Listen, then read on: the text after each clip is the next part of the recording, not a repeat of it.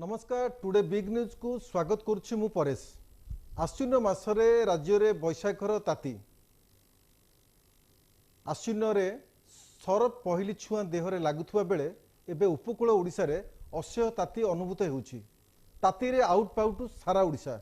गतकाली 36 degree तापमात्रा उपरे 7टी सहर थिबा बेले आज मध्य समान परिस्थिति अनुभूत होउछि। एभली दिन रहिबो बोली 5 दिन रहिबो बोली आंचलिक पाणीपाग विज्ञान केन्द्र पूर्वानुमान करिछि। तेबे चलित सेप्टेम्बर मास थिला विश्व स्तर रे सबुठु उत्तप्त मास। एबे 2023 मसिया ग्रीष्म ऋतु विश्वर सबुठु उत्तप्त ग्रीष्म ऋतु थिला। वैज्ञानिक मानक आकलन 2023 मसिया सबुठारु उत्तप्त वर्ष हेबाकू जाउछि। तेबे एहार कारण कोन ताकू नै आजिर प्रसंग अक्टोबर रे असह्य ताती।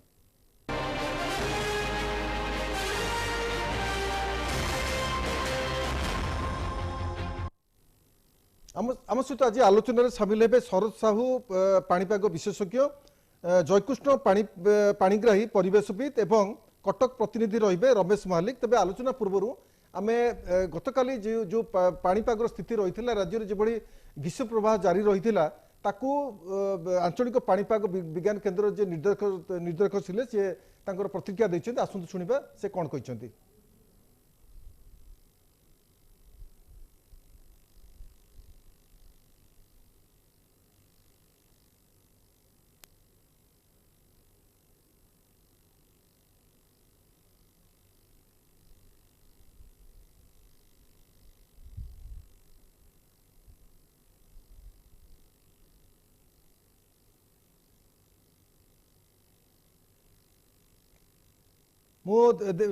एना प्रतिक्रिया चाहिए आंचलिक पाणीपाग विज्ञान जे निर्देशक अच्छा HR विश्वास तांकर प्रतिक्रिया चाहिए से ओडिशार पाणीपाग को लेकिन से कौन मतामत नहीं।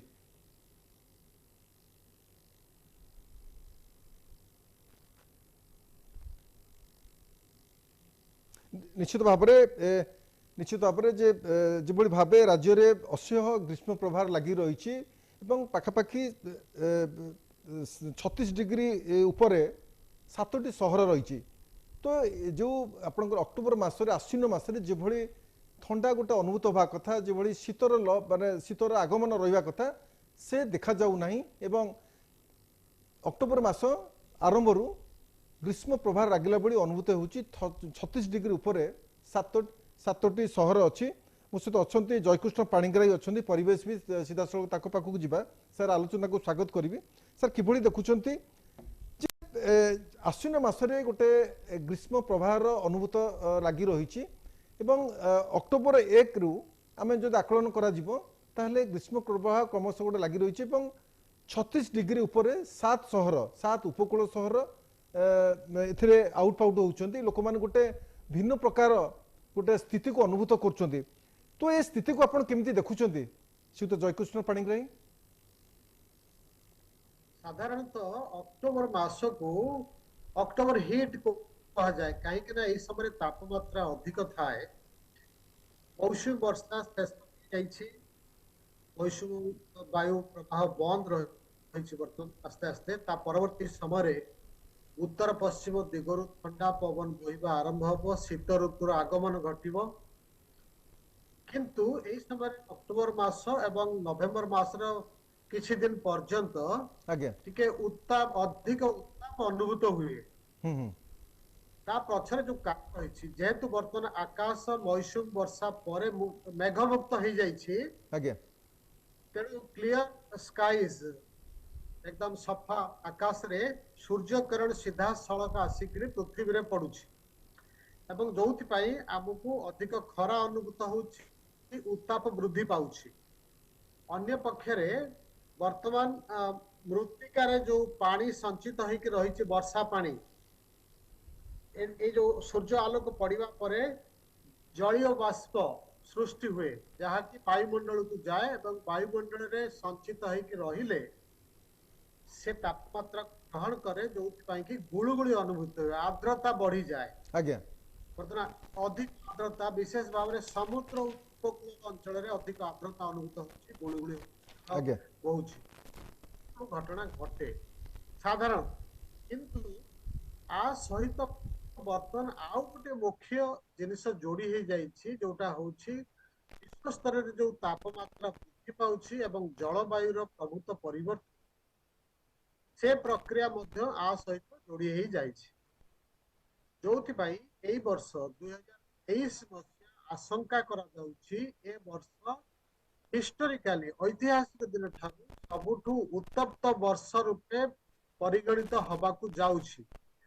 सेप्टेम्बर मासरे सर्वाधिक तापमात्रा थिला आगु जेति सेप्टेम्बर आमे देखिछे ऐतिहासिक समयरु ए चलित वर्षर सेप्टेम्बर मास उत्तप्त थिला एवं ए वर्षर ग्रीष्म अधिक उत्तापकारी थिला यूरोप अमेरिका प्रभृति स्थान मानकरे बहु एवं एथि निमंते विभिन्न प्राकृतिक विपर्यय जेभଳି कि अनेक जगह ग्रीष्म प्रवाह लोक मानकर मृत्यु घटी अनेक स्थान में जंगल ले निया लगी ध्वंस हो जाइछि ए सब घटना बहुत भाव में बादल फटा वर्षा होइछि बन्या होइछि केतेक स्थान रे मरुड़ी घटी एई भଳି प्राकृतिक विपर्यय पृथ्वीर विभिन्न कोण अनुकोण रे विभिन्न स्थान रे वृद्धि पाइबा लक्ष्य करा जाउछि तेणु आमे समग्र मानव जाति एथि प्रति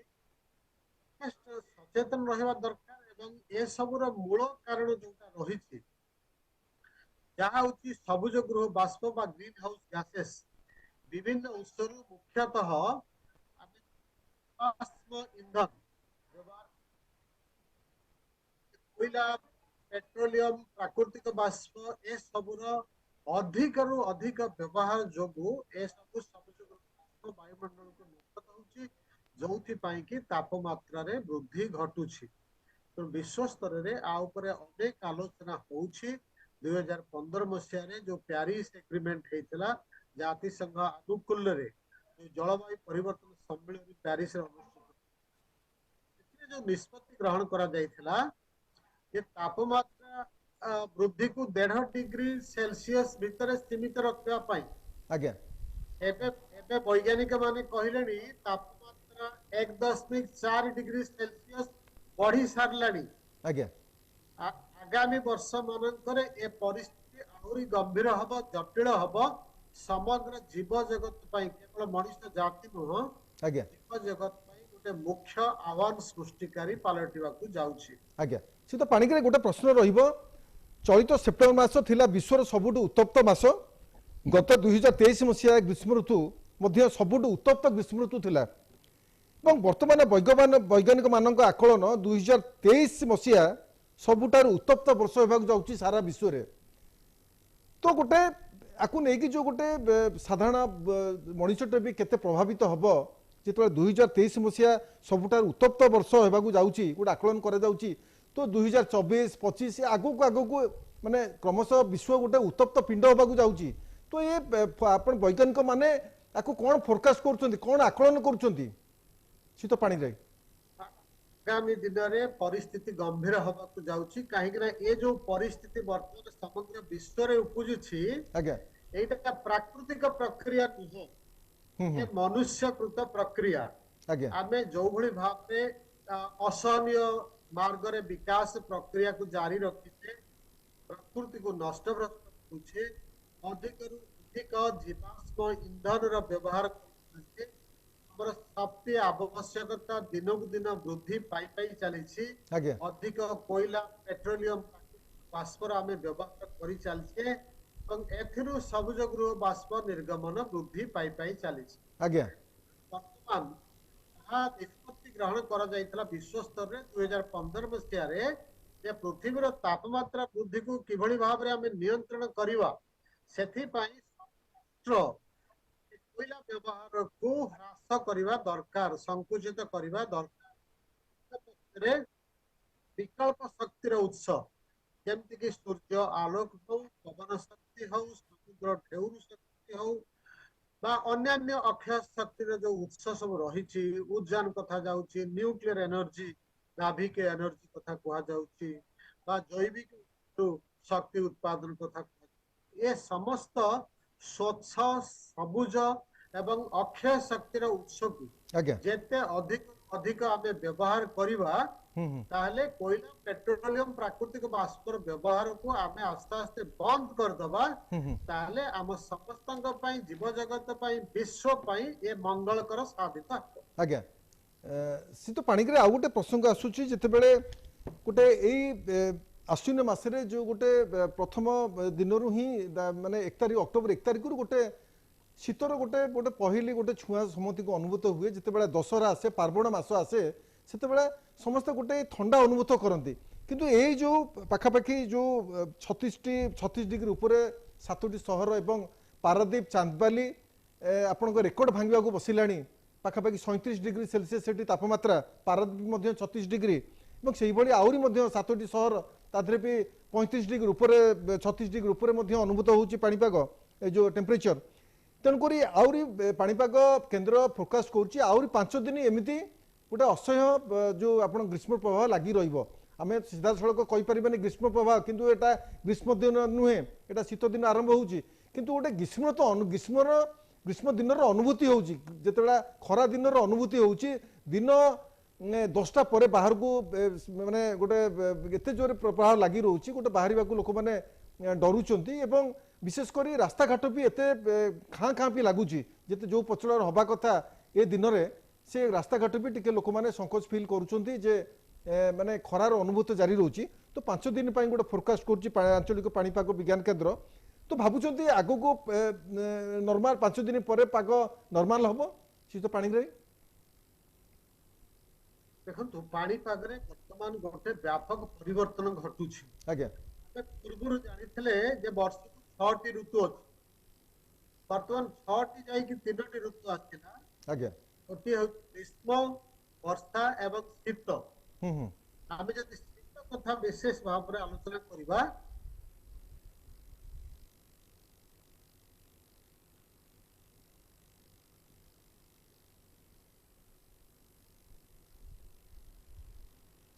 निश्चित भाव में मो सहित थे जयकृष्ण पाणिग्राही किसी समस्या होती जहाँफल सी आम सहित कनेक्ट हो पाना तेज जो भाव अक्टोबर मास आरंभ शीत पाणिग्राही आप कि देखुं आग को जो पाणीपाग विज्ञान केन्द्र गोटे फोरकास्ट करुच्ची आग 5 दिन एमती गोटे जारी ग्रीष्म प्रवाह जारी तो आग को 5 दिन पर गोटे पाग नॉर्मल हो आम आशा कर शीत पाणिग्राही ये पागरे वर्तमान परिवर्तन अनुभूत होती समय समय उपकूल अंचल कथा हम जब विचार करबा समुद्र ऊपर स्तर जल वर्तमान अधिक उत्तप्त अछि जोथि पई बाष्पीकरण प्रक्रिया रे वायुमंडल को आसुची जलीय बाष्प एवं जलीय बाष्प स्थल भाग को आसुची जोथि पई करी वायुमंडल रे अधिक जलीय बाष्प रहिबा फल रे तापमात्रा वृद्धि घटुची गुड़गुड़ी अनुभूत होची झाड़ होची एभली घटना उपकूल अंचल अनुभूत होची जेहेतु समग्र विश्व स्तर रे जलवायु तापमात्रा अधिक भाव में वृद्धि प्राप्त होची एभली घटना चालू रही एवं ए जलवायु परिवर्तन गोटे मुख्य लक्षण होची एथिरे विभिन्न प्रकार अनियमितता देखा जाउची पूर्व जो नियमित भाव में पाणीपाग जहाँ जहाँ घटना घटुला से परिवर्तन घटुची आप देखिले अल्प दिन तले सिक्किम में कौन अवस्था हठात फटा वर्षा है एवं प्रबल भाव में तीस्ता नदी में जल प्रभावित है आम जहाँ आशा करूँ बन्यार प्लावन घटला जो लोक मैंने भाषा सैनिक मान मुखर पड़े बहुत घटना घटना तार पूर्व उत्तराखंड हिमाचल प्रदेश में भयंकर बन्या भूस्खलन घटना घटुवार आम देखु ठीक से भाव में पृथ्वी विभिन्न प्रांतर प्राकृतिक विपर्य दिन दिन वृद्धि पाइबार लगे तेणु आम वर्तमान ओडिशा परिप्रेक्षी जो आलोचना करुचे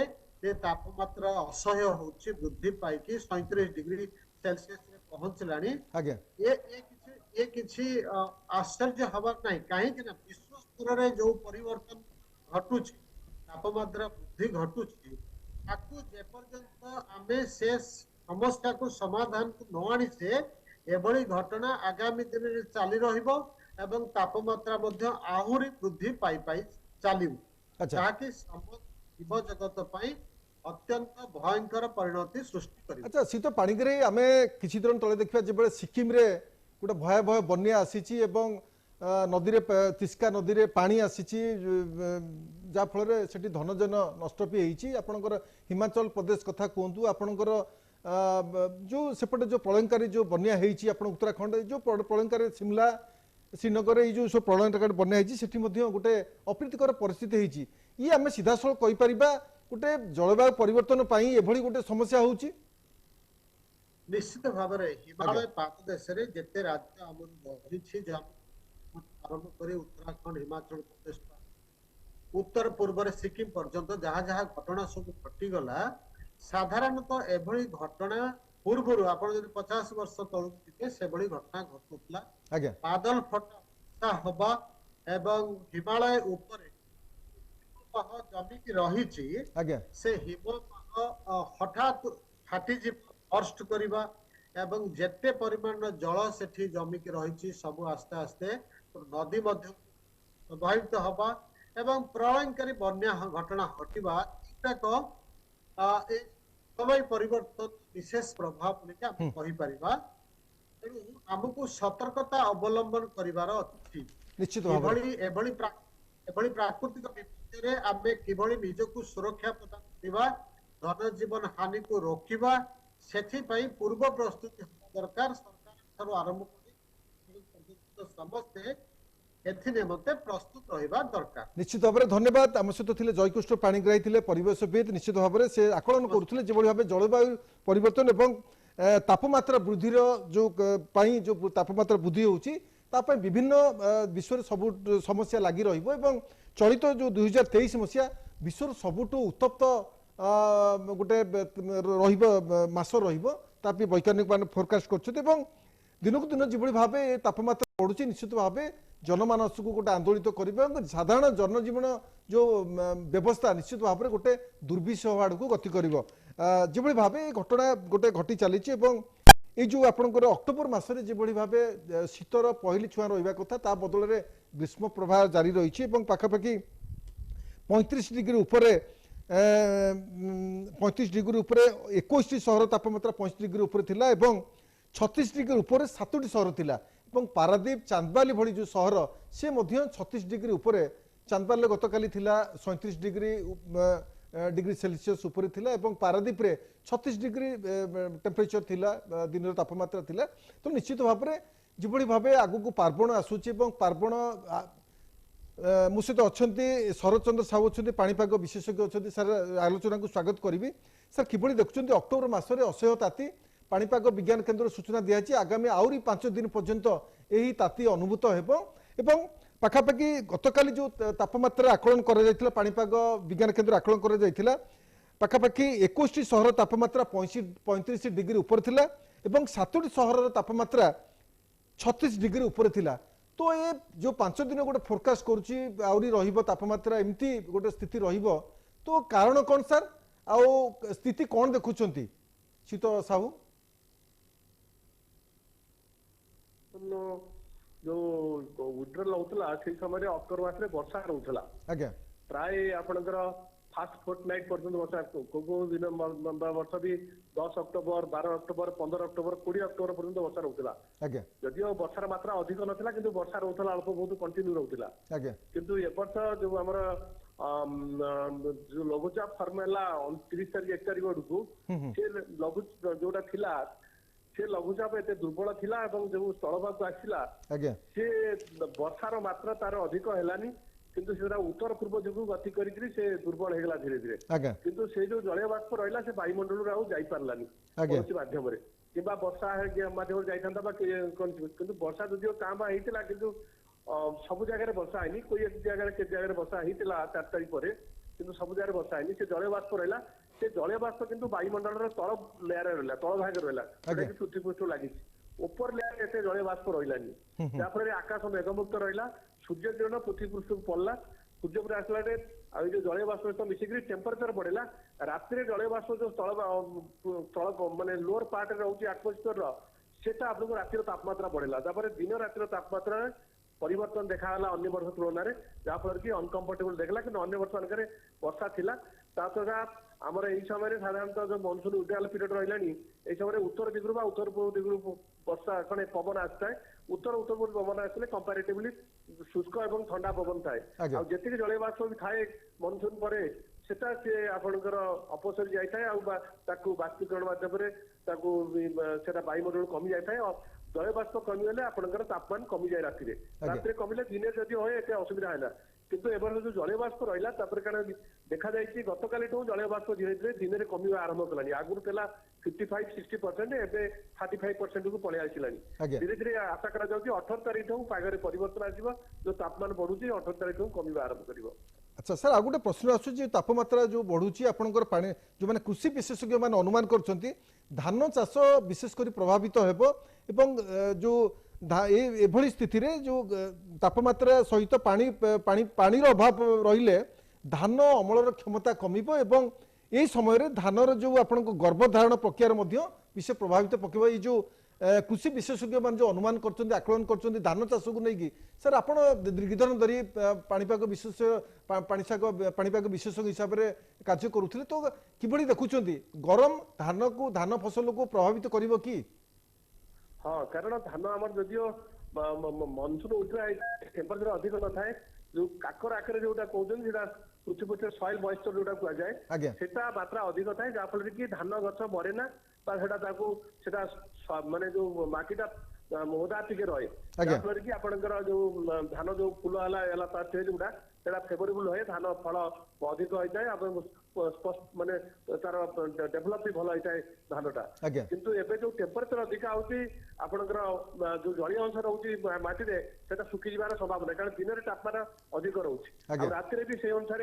आपनकर जोटा काकर पड़े शिशिर से अनुसार फेवरेबल होनी कारण टेम्परेचर भी अधिक रहउ जलीय बाष्प पड़े हेपरनी सेटा धान पर प्लस जोटा चकड़ा पोक टाइप रहे अन्य वर्तमान देखा आइतला ह्यूमिडिटी और टेम्परेचर मात्रा रहले चकड़ा पोक है तो जहाँ 17-18 तारीख रु तापमान कमिबा आरंभ करिवो दिन रातिर तापमात्रा जहाँ कि फेवरेबल हो कारण अन्य वर्ष मान देखा जाए कि यही समय भी तमिलनाडु उपकूल कौन घूर्णिबलय बाजी सृष्टि हेल्ला उत्तर पूर्व उलफुल करने फेवरेबल है सेमती किसी सिस्टम जना पड़नी जदिव लेट हो पारे 20 तारीख पर किसी सिस्टम फर्म हो पारे किंतु एबे 20 तारीख कौन सिस्टम ना से किंतु जो जलीय बाष्प रही वायुमंडल दिन में खराब पर धीरे धीरे अपसरी जाऊँगी जदिव दिन में किसी तापमात्रा रातिर तापमात्रा कमिया आरंभ कर 17-18 तारीख। सर गोटे शेष प्रश्न रहित सेप्टेम्बर मास थिला विश्व स्तर में सबुठु उत्तप्त मास गत 2023 मसीहा ग्रीष्म ऋतु सबुठु उत्तप्त ग्रीष्म ऋतु थिला तो वर्तमान वैज्ञानिक मान आकलन 2023 मसीहा सबुठार उत्तप्त वर्ष होगा जाऊँगी जहाँकि पूर्वर 2016 मसीहा सर्वाधिक उत्तप्त वर्ष थिला ता ये जो सर वैज्ञानिक मानकर जो आकलन जे चलित वर्ष जो सेप्टेम्बर मास विश्व सबुठु उत्तप्त मास थिला एवं 2023 मसीहा विश्वर मध्य सबुठु उत्तप्त वर्ष रहिबो तो आकु नहीं कि आपण कौन कहिबे जेतु गोटे जलवायु परिवर्तन पाणीपाग परिवर्तन गोटे प्रसंग आसुची तो 2023 मसीहा को नहीं कौन सर आपनकर मतामत रहिबो शीत साहू नहीं आमर एक्चुअली जो वर्ष एलिनो रही था पर वर्ष तापमान बढ़े 2015 एलिनो थिला 2016 रे तापमात्रा बढ़िला बहुत अधिक एप्रिल मास भी अधिकांश जगह 45 डिग्री पर्यंत तापमान पड़ेला किंतु एटा 2024 रे बढ़ियो 23 ने 24 रे 23 रे एलिनो रहउची सेति पई से प्रेडिक्शन दउचंदी कि 24 रे तापमात्रा रो प्रभाव पड़िबो आ एलिनो रहिले सामान्य परिवर्तन आसी थाए जहाँफल कि ए वर्ष भी एलिनो रो प्रभाव रही जहाँफल कि आशा करा कि एलिनो भी नवेम्बर डिसेम्बर को तार तीव्रता आउरी बढ़िबो सेति पई कोआ जाय पारे जे 24 रे तापमात्रा अधिक रहिबार संभावना रहउची। आज्ञा ठीक अच्छे निश्चित भाव में मो सहित थे शरद चंद्र साहू थे पाणीपाग विशेषज्ञ सर आपको धन्यवाद आप आज सामिल होते शीत साहू मत अनुसार जे जिभली भाव जो आगामी 5 दिन लगी जो तापमात्रा गोटे लगी रही आंचलिक पाणीपाग विज्ञान केन्द्र गोटे स्पष्ट कर शीत साहू मतरे 17-18 तारीख बेलू कि 20 तारीख बेलू ये जो समस्या धीरे धीरे माने सामान्य हम राज्य जो ग्रीष्म प्रभाव गोटे लगी रही असह्य ताती लगी रही निश्चित भाव गोटे नॉर्मल स्थिति की आसीज बोली शीत शरद चंद्र साहू आंचलिक पाणीपाग विशेषज्ञ सी मतामत दौरान मो सहित अच्छा रमेश महालिक अच्छा कटक प्रतिनिधि रमेश महालिक स्वागत करेंगे आज आलोचना को जो भाव आप अनुभव कर अक्टोबर मसरे ଅସହ୍ୟ ତାତି ଅନୁଭୂତ ହେଉଛି। ଆଶ୍ୱିନ ମାସରେ ଯେଉଁଭଳି ଭାବେ ଅକ୍ଟୋବର 1 ରୁ ଯେଭଳି ଭାବେ ଗୋଟେ ଶୀତ ଗୋଟେ ପ୍ରଥମ ଛୁଆଁ ଦେବା କଥା ଆମେ ସମସ୍ତେ ଅନୁଭବ କରିବା କଥା, ସେ ଜିନିଷ ଆଉ ଦେଖିବାକୁ ମିଳୁନି। ପାର୍ବଣ ମାସ ଆସୁଛି ଏବଂ ପାର୍ବଣ ମାସରେ ଗୋଟେ ଥଣ୍ଡା ପରିବେଶରେ ଲୋକମାନେ ତାକୁ ଏନ୍ଜୟ କରିଥାନ୍ତି, କିନ୍ତୁ ଯେତେବେଳେ ସାରା ଓଡ଼ିଶା ଗୋଟେ ପାର୍ବଣ ମାସରେ ଗୋଟେ ଆଉ 2-3 ଦିନ ପରେ ଗୋଟେ ସରଗରମ ହେବ, କଟକ ମଧ୍ୟ ସେଥିରୁ ମାନେ ଅତ୍ୟୁକ୍ତି ହେବ ନାହିଁ। ତେଣୁକରି କଟକର ସ୍ଥିତି କ'ଣ ଅଛି? କଟକରେ ଯେତେବେଳେ ଗୋଟେ ଗ୍ରୀଷ୍ମ ପ୍ରବାହ ଲାଗି ରହିଛି, ପାଖାପାଖି କଟକର ତାପମାତ୍ରା ମଧ୍ୟ 36 ଡିଗ୍ରୀ ଉପରେ ଅଛି, ତ ସ୍ଥିତି କେମିତି ଅନୁମାନ କରୁଛନ୍ତି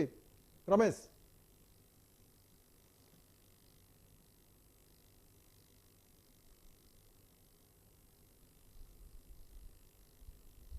ଇଏ ବଢିବାର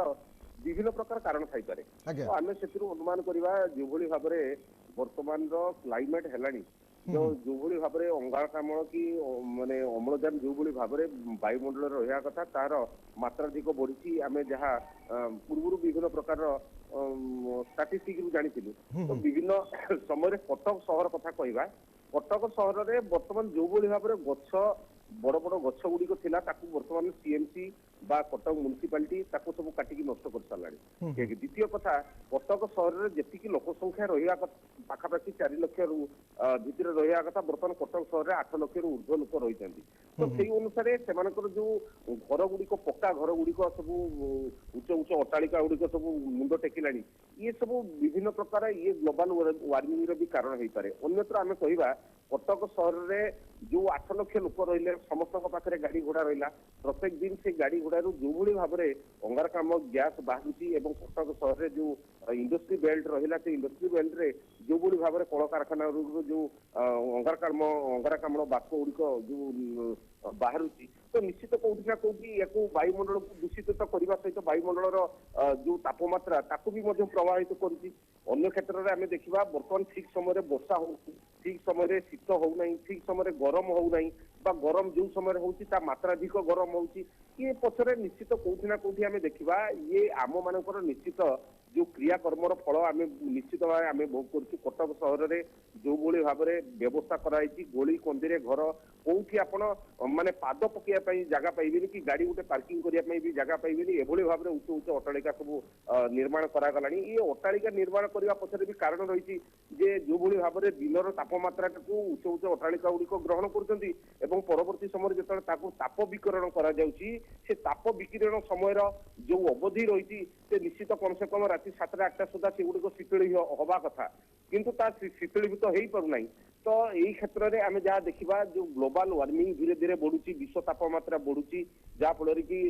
ସମୁଦ୍ର ପତନ ବି ଧୀରେ ଧୀରେ ଉପରକୁ ଉଠିଲାଣି, ଯାହା ଫଳରେ କି ଯୋଉ ଉତ୍ତର ମେରୁ ବା ଦକ୍ଷିଣ ମେରୁର ଯୋଉ ପର୍ବତ ଗୁଡିକ ସବୁ ରହିଥିଲା, ଯୋଉ ବରଫ ପାହାଡ, ସେ ବରଫ ପାହାଡ ବି ମଧ୍ୟ ଧୀରେ ଧୀରେ ତରଳିଲାଣି। ରମେଶ ଗୋଟେ ପ୍ରସଙ୍ଗ ହେଉଛି, ଆଞ୍ଚଳିକ ପାଣିପାଗ ବିଜ୍ଞାନ କେନ୍ଦ୍ରର ଗୋଟେ ସ୍ପଷ୍ଟ ଆକଳନ ଅଛି ଯେ ଆଗାମୀ 5 ଦିନ ପର୍ଯ୍ୟନ୍ତ ରାଜ୍ୟରେ ଏଭଳି ଭାବେ ଗୋଟେ ଗ୍ରୀଷ୍ମ ପ୍ରବାହ ଲାଗି ରହିବ, ଗରମ ଅନୁଭୂତ ହେବ। ବିଶେଷ କରି ଦିନରେ ଯୋଉ ତାପମାତ୍ରା ଗତକାଲି ରେକର୍ଡ କରାଯାଇଛି, 21ଟି ସହର ତାପମାତ୍ରା 36 ଡିଗ୍ରୀ ଭିତରେ ଥିଲା ଏବଂ 7ଟି ସହର ତାପମାତ୍ରା 37 ଡିଗ୍ରୀ କ୍ରସ୍ କରିଥିଲା। ତ ଏ ସିଚୁଏସନ୍ ଆହୁରି 5 ଦିନ ପର୍ଯ୍ୟନ୍ତ ଲାଗୁ ରହିବ। ତ କଟକର ସ୍ଥିତି କେମିତି ଅଛି? କଟକର ଯୋଉ ଆଗକୁ ପାର୍ବଣ ଆସୁଛି ଏବଂ ବିଭିନ୍ନ ଯୋଉ ଛକ ଜାଗାରେ ସେଠି ପାର୍ବଣ ତୋରଣ ମାନ ଅନୁଭୂତ ହେଉଛି, ଯେତେବେଳେ ରାଜ୍ୟ ଭିତରୁ ବିଭିନ୍ନ ଅଞ୍ଚଳରୁ ଲୋକମାନେ ସେଠି ସମାଗମ ହେବ, ପାର୍ବଣକୁ ଦେଖିବା ଲାଗି ସମାଗମ ହେବ। তো রাস্তাঘাটর সুবিধা কোণ অছি যেভাবে ভাবে গ্রীষ্ম প্রবাহ লাগি রয়েছে তাকে নেই ভিড় কেতে দূর অছি কটকরে যেতবে পার্বণ ঋতুরে লোক সমাগম হুয়ে কটকরে সে ভিড় অনুভূত করে পারুচ্ছেন এবং অনুবাদ করছেন না গরম পাই কিছু প্রভাবিত হয়েছেন? ନାଇଁ ନିଶ୍ଚିତ ଭାବରେ ପ୍ରୟାସ ଦେଖନ୍ତୁ, ଗରମ ପାଇଁ ବର୍ତ୍ତମାନ ଭିଡ ଯାହା ପାର୍ବଣ ଋତୁ ପାଇଁ ଯେଭଳି କଟକ ସହରରେ ଲାଗି ରହିବା କଥା ବର୍ତ୍ତମାନ ଆରମ୍ଭ ହେଇଗଲାଣି ଭିଡ। ଯେହେତୁ ତାରକସି ସହର କଟକ ଏବଂ ପାର୍ବଣକୁ ଦେଖିବା ପାଇଁ ବିଭିନ୍ନ ପ୍ରକାର ଚାନ୍ଦି ମେଢ ବା ବିଭିନ୍ନ ପ୍ରକାର ଉଚ୍ଚ ଉଚ୍ଚ ତୋରଣକୁ ଦେଖିବା ପାଇଁ କଟକ ସହରରେ ଯୋଉଭଳି ଭାବରେ ଭିଡ ଦର୍ଶକ ମାନଙ୍କର ପରିଲକ୍ଷିତ ହୁଏ, ବର୍ତ୍ତମାନ ସୁଦ୍ଧା ବି ଆରମ୍ଭ ହେଇଗଲାଣି। ଦୋକାନ ବଜାରରେ ଭିଡ ଆରମ୍ଭ ହେଇଗଲାଣି। ସପିଂ କରିବା ପାଇଁ, ଦୁର୍ଗା ପୂଜା ପାଇଁ ଯୋଉଭଳି ସପିଂ କରିବା କଥା ସପିଂ ମଲ୍ ଗୁଡ଼ିକ ଖୋଲିଲାଣି। ଆମ ସହିତ ଅଛନ୍ତି କଟକରୁ ଯୋଉ ପରମେଶ୍ୱର ପରିଡ଼ା जड़े अच्छा दर्शक अच्छा कटक सहर बासिंदा अच्छा सीधा सड़क पचारि बुझा जे किभଳି भावे आपण एठी अनुमान कर जो प्रकार माने ग्रीष्म प्रभाव बर्तमान जारी रही कटक रे एवं ग्लोबल वार्मिंग भी बढ़ी आपण कौन अनुमान कर सब कारण कौन होई पारे कहीं सब तापमात्रा बर्तमान जो परिवर्तन होउची जो समय तापमात्रा माने कमिवा कथा बर्तमान ता धीरे धीरे बढ़िबार लगी कटक सहर रे आपण कौन अनुमान कर कारण कौन होई पारे प्रथम तो मुझे एनएसटीवी को स्वागत जनइबी बर्तमान घटना है कौन आम जहाँ देखिपु आम किसी वर्ष है देखुलू ये किसी नाला मानते गरम एमती अनुभूत होना एवं जो यही वर्ष जो 2023 मसीह जो गरम के अनुभूत है आम भावुँ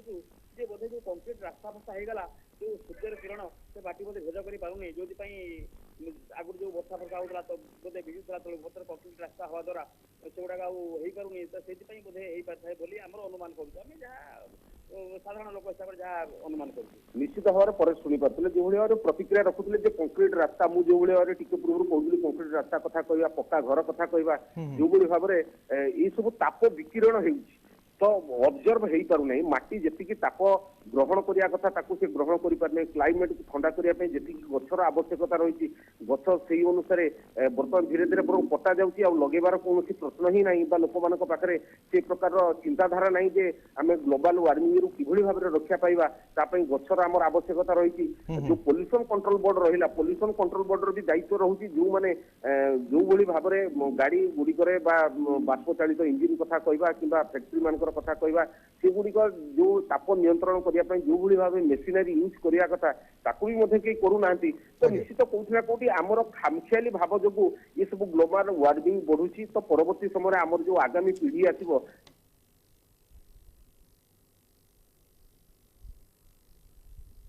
निश्चित भाव में जो भाव आम सहित थे रमेश महालिक थे जो भाव कटक आगक पार्वण ऋतु आसूची सारा राज्यर लोकंर समागम सेठी हम जेहेतु कटक गोटे दशहरा गोटे प्रसिद्धि लाभ कर तेणुक चलित वर्ष जो आश्विन मसरे जो गरम अनुभूत हो सेप्टेम्बर हो कि अक्टोबर मसरे जो गरम अनुभूत हो टेम्परेचर बढ़ी चली निश्चित आगामी आहरी 5 दिन पर्यंत ये परिस्थिति लगी रही पाणीपाग विज्ञान केन्द्र जे निर्देशक अच्छा डायरेक्टर अच्छा सी अनुमान कर पूर्व आकलन कर गोटे पटे कह गले जो आश्विन मसरे जो बैशाखर ताती सारा राज्य अनुभूत होती पाखापाखि 21 सहर तापमात्रा 35 डिग्री ऊपर थिला एवं 7टी सहर तापमात्रा 36 डिग्री ऊपर थिला तो निश्चित भाव में गोटे यही जो आश्विन मसरे जो स्थिति रहा कथा जो गोटे ठंडा समस्त को स्पर्श करने कथा एवं पार्वण ऋतु पाखापाखि गोटे ठंडार माहौल अनुभूत होगा कथा ताहा देखा जाऊ नाही एवं जो भाव पूर्वतन थिले पाणीपाग विशेषज्ञ थिले शरद चंद्र साहू से आकलन कर ये भी आहरी 4-5 दिन आहरी लगी रही पाखापाखि 20 तारीख बेलू सामान्य हल्का ठंडा माने ठंडार सीजन आसो जहाँफल पाग को पाग संपूर्ण नॉर्मल हम तेणुक विश्व जो ग्लोबल वार्मिंग और पाणीपाग परिवर्तन आसूची ता फल विभिन्न प्रकार पाणीपाग जनित समस्या देखा जाउची आपणकर सिक्किम कहतु आप उत्तराखंड कहतु एवं हिमाचल प्रदेश कहतु से अस्वाभाविक बादल फटा वर्षा होची से जो पहाड़िया नदी नाल असंख्य पानी आसूची एवं धन जीवन नष्ट करुच्ची लक्ष लक्ष टंकार संपत्ति नष्ट होउची निश्चित भाव में ये होची विश्वर जो पाणीपाग परिवर्तन एवं ग्लोबल वार्मिंग प्रभाव जहाँ फल ये जो आश्विन मसरे एभली गोटे परिस्थिति लगी रोची एवं लोक माने ग्रीष्म प्रभाव अतिष्ठ होती तेणुक निश्चित भाव में ये समय आउ किछि दिन लगी रहिबो पाणीपाग विज्ञान केन्द्र जो स्पष्ट आकलन अच्छी आहरी 5 दिन पर्यंत एभली समस्या लागू रहिबो जहाँफल ये समस्या 20 तारीख पर्यंत लगी रहिबो समस्यार समाधान हम आम आलोचना को सारिबा मो सहित थिले शरद चंद्र साहू थिले पाणीपाग विशेषज्ञ जयकृष्ण पाणिग्राही थिले परिवेशविद एवं रमेश महालिक थिले कटक प्रतिनिधि आपण मान समस्त को धन्यवाद नमस्कार।